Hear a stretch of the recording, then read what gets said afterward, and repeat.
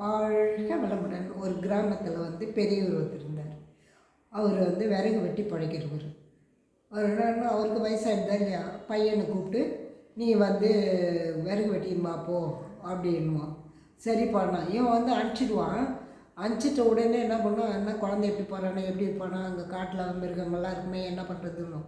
பரவாயில்ல, அவனும் தைரியமாக தானே ஆகணும் அப்படின்னு சொல்லிட்டு சைலண்ட்டாக இருந்துருவான்.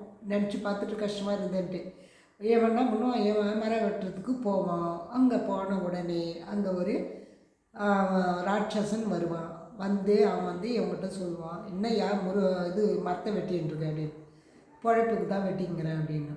பழப்பா, இனி இருந்தால் தானே நீ பழைக்க போகிறேன், நான் உடனே சாப்பிட்றதுக்கு தான் வந்துட்டேன் அப்படின்னும்.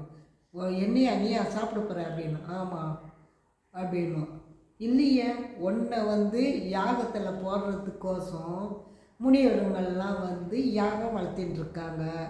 அப்போ நீ எப்படி என்னை சாப்பிட முடியும் அப்படின்னுவோம். அப்படியா, யார் இந்த காட்டில் யாருமே இல்லையே அப்படின்னு.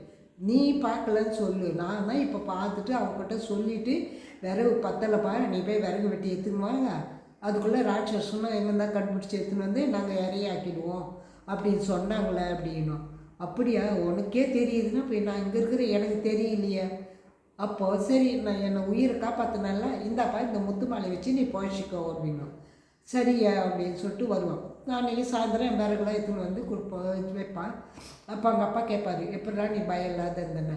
இல்லைப்பா, அங்கே நடந்த விஷயத்த சொல்லுவார். ராட்சசன் வந்தால் என்னை சாப்பிட்ணுன்னு சொன்னால், நான் இது மாதிரி ரிஷிங்க உனக்கு யாகம் வளர்த்திங்கிறாங்க, உன்னை இறையாக்கிறதுக்குன்னு சொன்னப்பா அப்படின்னா. பரவாயில்ல, புத்திசாலித்தனத்தை நான் ரொம்ப பாராட்டுறேன்ப்பா அப்படின்னு. ஏதோ வந்துட்டியா நீ போயிடுச்சுப்ப அப்படின்னு நினச்சிப்பாமே.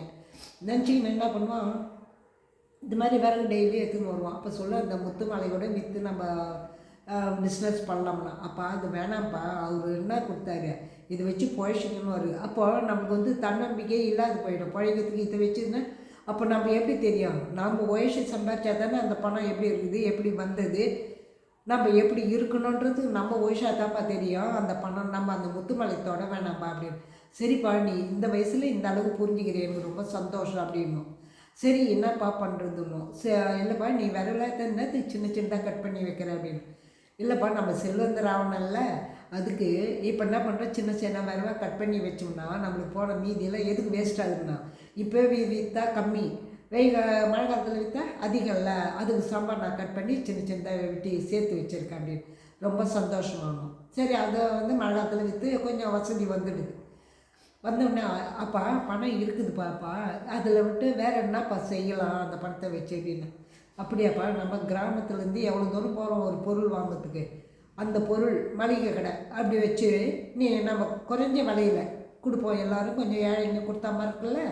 உனக்கு அவர் எப்படி முத்து மாலை கொடுத்தாரு, உன்னோட புத்திசாலித்தனம் தெரியாமல் தானே கொடுத்தாரு அவர். நீ என்ன சொல்கிறேன்னு தெரியாது. அப்போ இதுன்ற மாதிரி நீ அவங்களுக்கு நீ என்ன செய்யணும்னு தெரிய வேணாம், அவங்களுக்கு கம்மியாக கொடு அப்படின்னும். சரிப்பா அப்படின்னும். சரி, நான் அதையும் கொடுப்போம். அப்படியே லாபம் நிறைய இருக்குது.